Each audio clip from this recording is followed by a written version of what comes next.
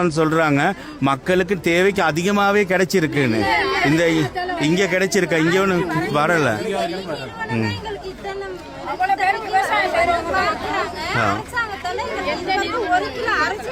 கொடுக்கல. அரசாங்கத்துல கொடுக்க வந்தது கூட கொடுக்க வேணாம். ஆனாலும் எங்களுக்கான நிவாரணம் இதுவரைக்கும் கிடைக்கல. ரம்படா கொத்மலைனா இப்ப நிறைய ஏரியா இருக்கு.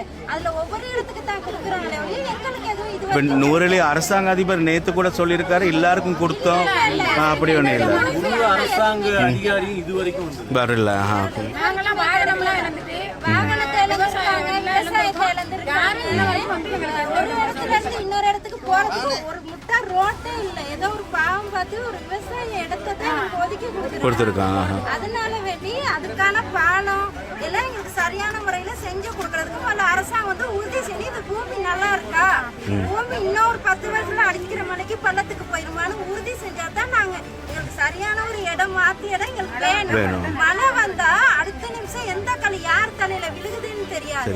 அதனால வேண்டி கட்டாயம் அரசாங்கத்தால வந்து இந்த ரம்பட ப்ளூஃபீல்ட் எஸ்டேட்ல மண்ணை பரிசோதனை செய்ய சொல்லி எங்களுக்கு சரியான தகுதியான இடமா இல்லையா. ஏற்கனவே நாங்க எத்தனையோ பேத்துக்கு சொல்லியாச்சு. எத்தனையோ இடம் அரசாங்கத்துல வந்து நிறைய செலவழிச்சாலும் அதுக்கான பலன் இல்ல. எத்தனையோ தடவை செஞ்சிருக்காங்க, நாங்க செய்யலன்னு சொல்லல.